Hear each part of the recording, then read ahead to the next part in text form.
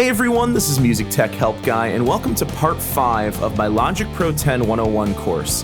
In this video, we'll start working with software instruments and MIDI and use them to help flesh out our arrangement a bit more. So in this video, we'll talk about creating markers to sectionalize your song. We'll convert drummer regions into MIDI regions so we can individually edit the MIDI notes within the region. We'll be using the edit tools in the piano roll MIDI editor. We'll create a MIDI bass to fill out the low end of our song. And along the way, we'll talk about different ways to input and record MIDI data, including recording with a MIDI controller, step input, and the musical typing keyboard. All right, so off screen, I took this whole sequence of intro, verse, chorus. I copied it over once in the previous video, but I actually copied it over again.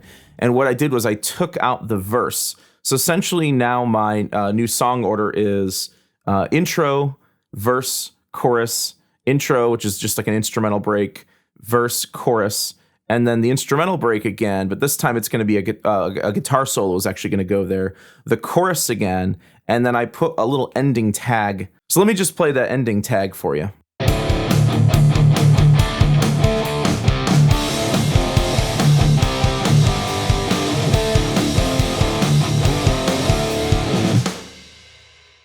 So yeah, I just played in a little bit of extra guitar there just to give the guitar some finality. I know that the drums don't really sound right with it right now, but we're going to fix that in just a moment. First, let's talk about sectionalizing our song. When you get to the point where you have a almost 4-minute long song like this, it becomes very confusing as to what you're looking at if you don't create markers in your arrangement so you can see what section you're working with. I know this has nothing to do with working with MIDI, but it's something I wanted to show you anyway.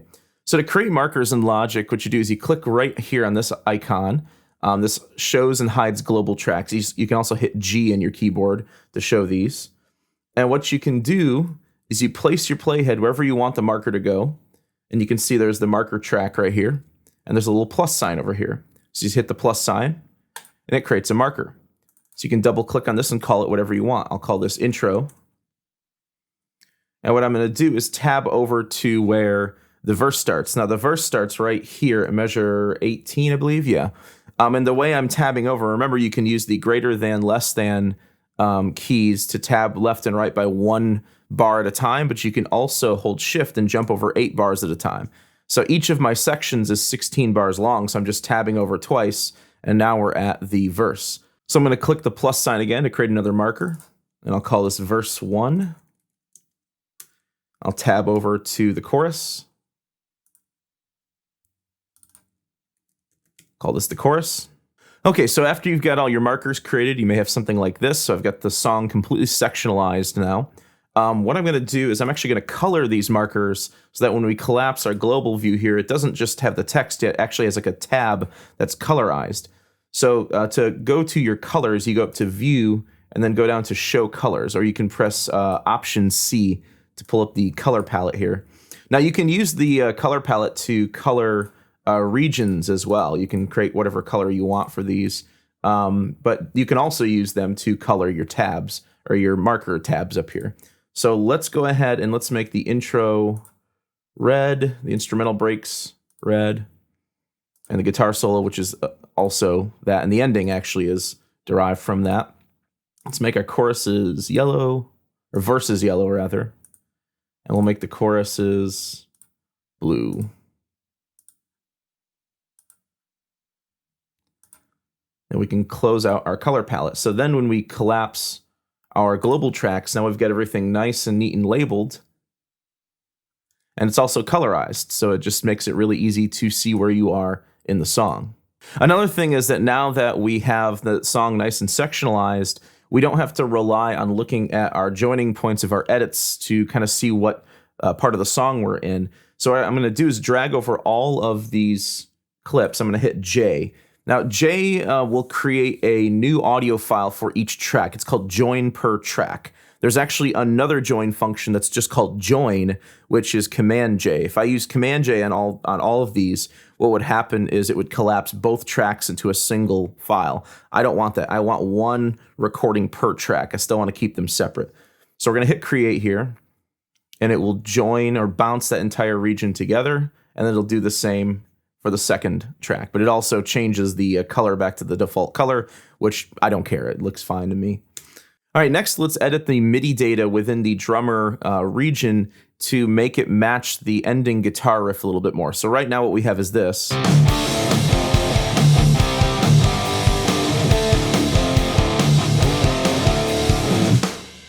We really want the drums to follow that da-da-da at the end. So what you can do is you can actually convert any drummer region into a MIDI region, and then you can go in and you can individually edit those MIDI notes. So to do this, you right-click on your drummer region, you go down to Convert, and then you go down to Convert to MIDI region.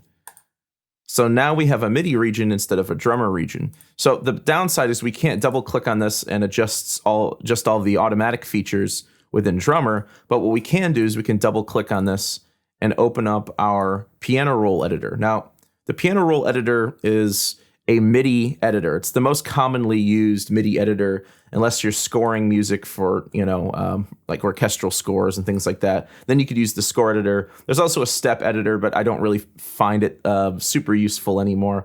But the piano roll editor, you can get to it in a few different ways. One, you can double click on any MIDI region, it'll open it up. You can also hit P, and P will hide and show that piano roll editor. And you can also hit Command 4. Command 4 will open up the piano roll editor in its own window. So if you wanted to maybe edit your MIDI data on a second display and then have your arrangement on your other display, you could do that. But I'm just going to use it down here. All right, so I've got the cycle range just around the last two bars here. These are really we're only going to be editing the last bar, but I kind of want to hear this one as a lead up to the last bar. One thing you'll probably notice is that in the piano roll editor, it has its own set of tools, a left and a command click tool, just like the arrange area did. And it also has a snap mode. So these two things can be different. Just because you change this to smart down here does not mean that it changes to smart up here. So just keep that in mind. So the two tools that we're going to be using the most in the piano roll editor are the pointer tool as our left click tool. And then we're going to be using the pencil tool quite a bit as our command click tool. Now, the pointer tool in the piano roll editor essentially allows you to trim notes. It allows you to move notes around. And another way you can move notes up and down is if you hold Option and press up and down while you have a note selected. It'll move that note by a half step or a semitone. You can also move notes. Let me zoom out a bit more here. And by the way, the zoom controls, the command left and right and up and down, work the same in the piano roll editor as they do up in the arrange window. And you can also use your scroll wheel to zoom too. If you hold Option Command, it'll zoom horizontally. And if you just hold Option and move your scroll wheel, it will zoom vertically. And the same goes for the arrange window up here. But anyway, another way to move notes is by octave. So if you hold Option Shift, you can move a note up or down an entire octave. It's not going to be too useful here for editing drums, but for musical examples where you want to maybe try something up an octave or down an octave, it can be helpful. So what we're going to do is we're going to get rid of all of this right here. And thank goodness in Logic, the newer versions of Logic, all of the drums are labeled, because it's, unless you understand what's called the GM drum kit, it's basically a standardized order for drums to go in relation to the keyboard. Unless you know that and have it memorized, you're not really going to know where the mid tom is. You're not really going to know where the crash left is. So it labels everything over here on the keyboard, and all these correspond to notes on the keyboard as well. So if I try to play a pattern on my MIDI keyboard,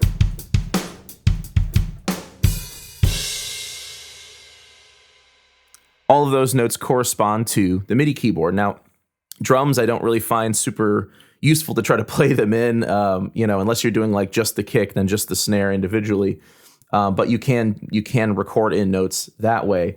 For this, we're going to just click in the notes with the mouse for now, and then we'll move on to recording notes, and we'll talk about something called step input as well.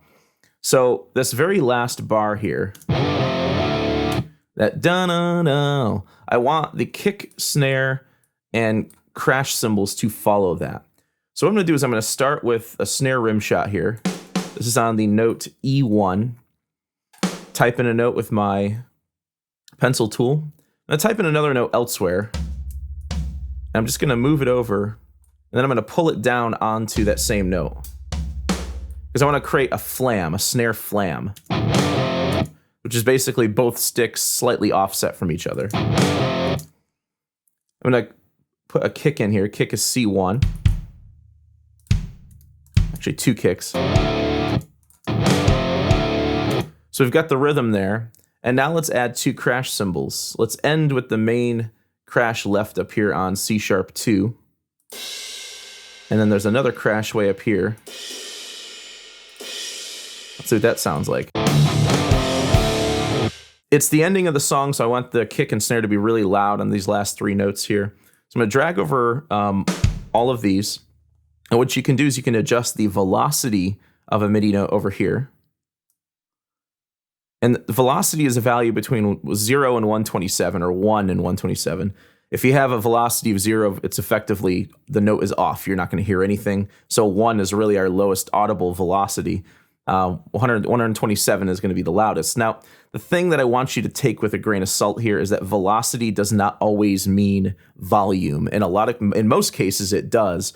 Velocity is essentially a control value that, yes, sometimes controls volume, but it can control other things too, like filter sweeps. They can control which sample is being triggered. There's a lot more to velocity than just volume, but most of the time, it controls the volume of the instrument. It technically is how, if you're actually recording in with a MIDI keyboard, velocity is not how hard you hit the key, but rather how fast. And that's how your MIDI controller is able to send velocity values to your DAW, is by how fast you hit those keys. Okay, so let's listen to this whole little ending sequence here, and let's see if this sounds a little bit better.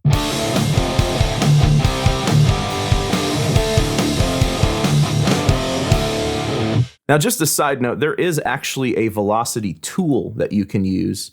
With the velocity tool, you can select whatever notes you want to adjust, and then you can click up or down to bring the velocity up or bring the velocity down. But notice that all of the notes, the colors are still different. The colors represent the velocity. So the higher the velocity, the more red it is. The lower the velocity, the more like purple and blue it is. But notice that they all keep their relative velocity. If you want the velocities to be the same, what you can do is you can hold Option and drag up or down, and they will all conform to the same velocity value. Likewise, you can still do this with the velocity slider over here as well. You just drag left or right, but instead of dragging left and right, you hold Option while you drag left and right, and it'll convert all of those notes to the same velocity. So we will be using that in just a moment when we record our MIDI bass. All right, so let's create a new software instrument. And on this software instrument, I'm going to add a bass. So I'm going to go over to my library, go to bass. There's a whole bunch of different options. I'm going to go with the fingerstyle bass. We could start typing in notes, and the way you type in notes without having a MIDI region present is you have to create a MIDI region. And the way to do that is right-click, and you can choose Create Empty MIDI Region. But since I'm actually going to play this in with my MIDI keyboard, I'm not going to do that. Now, when we get to that really fast guitar lick, I'm just going to stop playing, and we're going to use step input to enter in that point. But I'm going to go ahead and just record this. So I'm going to make sure that my option for click while recording is on, and let's give this a shot.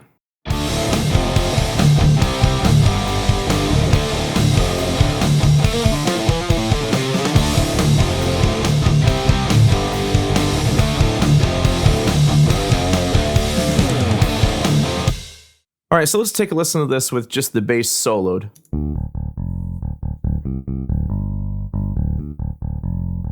Okay, so it's a little out of time and it's kind of choppy. So the first thing I'm going to do is I'm going to quantize these notes so that everything snaps to the nearest eighth note on the grid. So I'm going to hit Command A, go over to my time quantize, select your value, and then hit Q. So now everything's perfectly in time, but it's kind of choppy, and that's just because I'm playing keyboard instead of playing bass. With bass, everything sounds real smooth and legato. So there's a function in Logic called Force Legato, and you can get to it by going up to Edit, Trim, then going down to Note End to Following Notes, Force Legato. It's better just to memorize the key command for it, which is Shift \\. And what this does, as you can see there, is it fills in all of the gaps in between notes. So it gives you it forces a smooth legato sound. Now there's one spot where I know we don't want this. This is measure 5. That's where I ducked out for that real quick guitar lead. And at the very end, there's like a guitar slide where the bass doesn't need to be. So I'm going to trim that up as well. And one last thing I'm going to do is I'm going to hold Option while I play with the velocity slider over here to conform all of the notes to a velocity of 127. So let's listen to this now as is.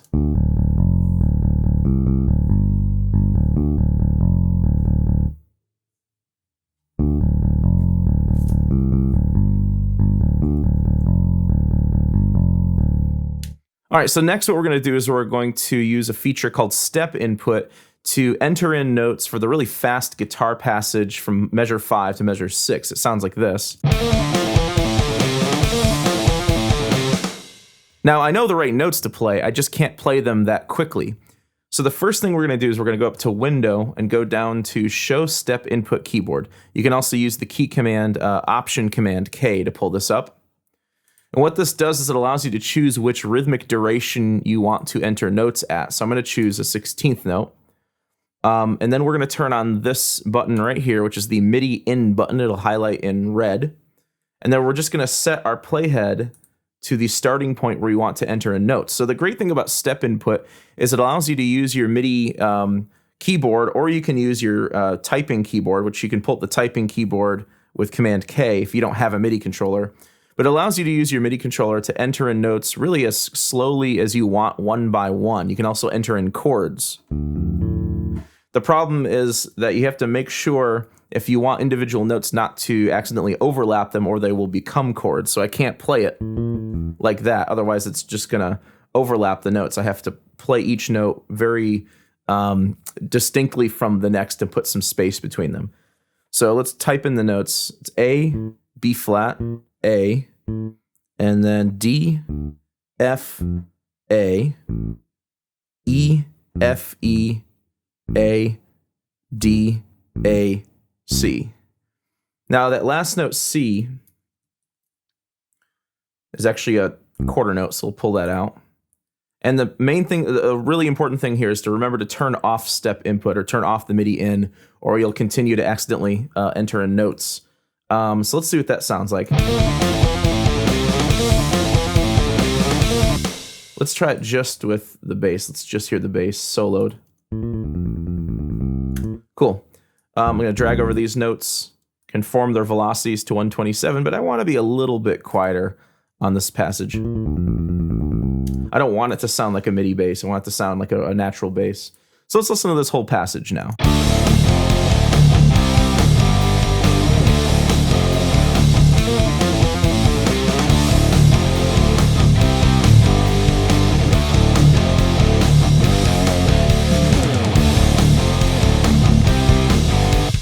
Okay, so what I'm going to do is off screen, I'm going to fill in the rest of the bass line for the entire song by playing things in using a combination of step input and also mouse input. So I'll be right back.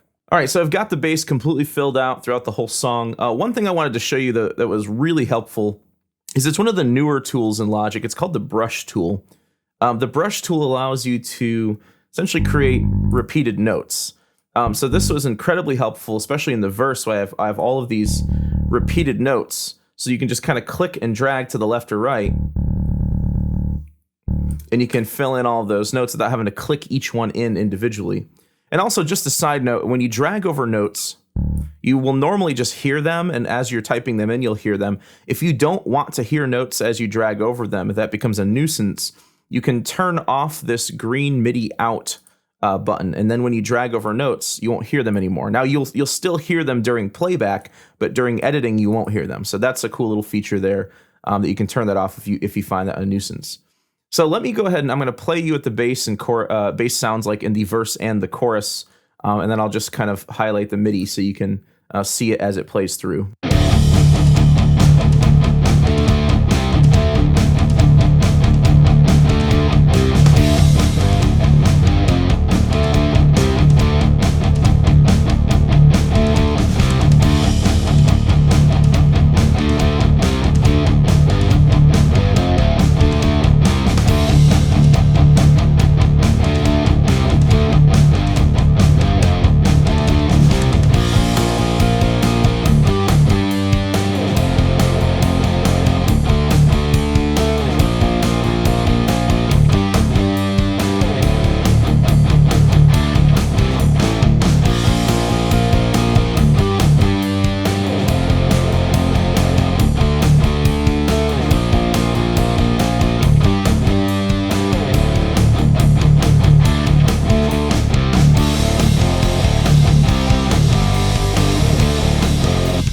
All right, cool. So I want to add one more instrument to this. So let me go ahead and create a new software instrument. So Option Command N.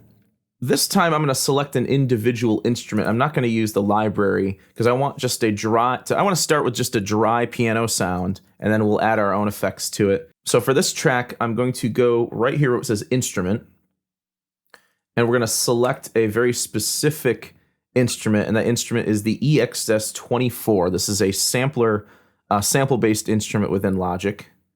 I'm going to choose it in stereo. And then let's select an instrument from the EXS library. So click here on these three dotted lines. Go down and choose which instrument you want. So I'm going to go to pianos, and let's try out the Steinway grand piano. Cool, so I like that. It's just a dry piano sound right now. Let's create an empty MIDI region. Double click on that to open up the piano roll editor. I'm going to go ahead and hit Option Command K to open up my step input keyboard. I'm going to put this on 8th notes this time. And then we're going to turn on step input by turning on the MIDI in button here. And the idea I have for this goes something like this.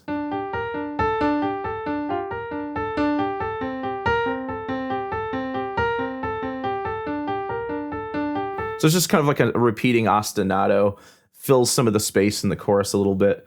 So I'm going to go ahead and turn MIDI in back on. Let's try typing that in.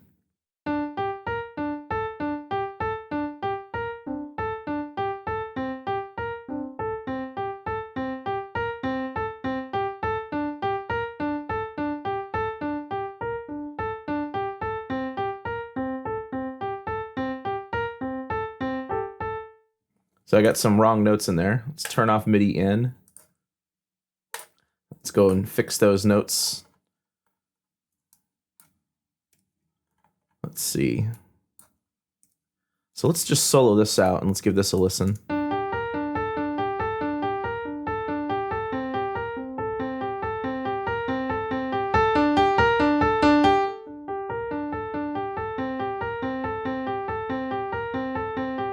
Cool. So I just made all of the velocities the same. Let's duplicate this over by hitting Command R. And let's listen to this with everything in the mix. I may have to pull the piano up quite a bit so we can hear it over the guitars and everything.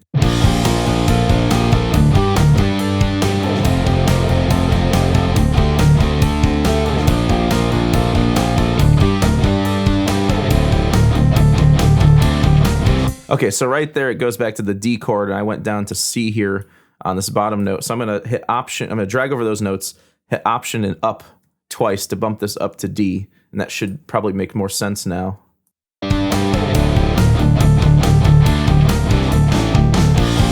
In order for this to make sense over here, I got to pull that up as well.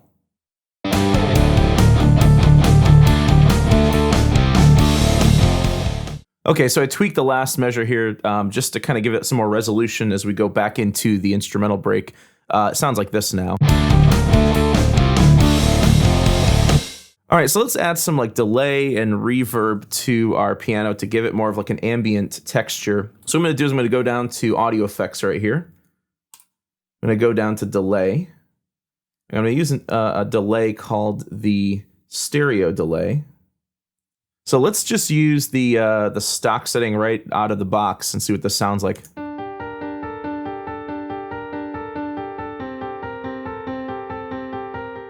So what this does is it's actually two different delays. It's a left and right delay.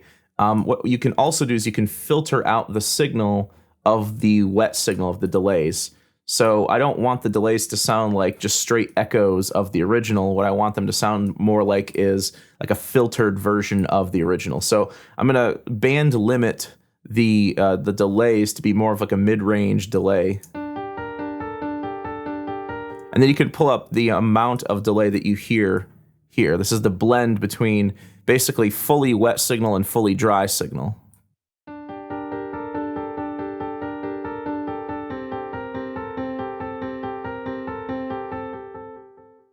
And let's add some reverb too. So we're going to go just right underneath the stereo delay plugin.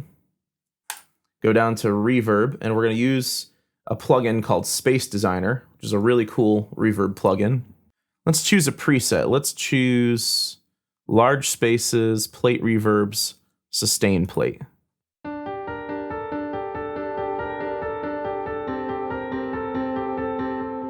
And I just pulled up the reverb level here just to give it more ambience.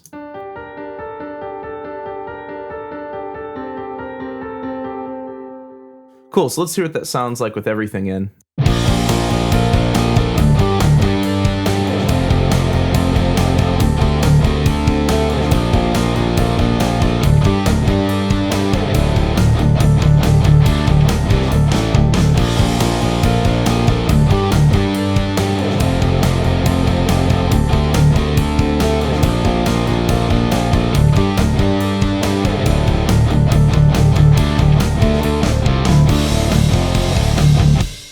Cool, so now what I can do is I can just hold Option and copy this over to my other two choruses.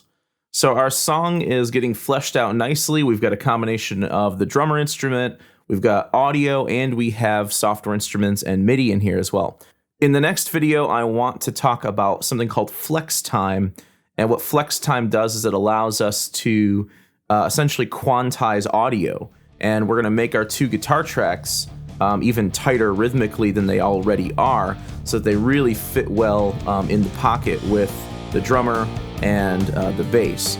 Alright guys, so I hope you enjoyed this video. Please subscribe to the channel and like the video if you like to see more content like this. You can also check me out on Twitter, you can check me out on Facebook, and you can find me on Patreon as well.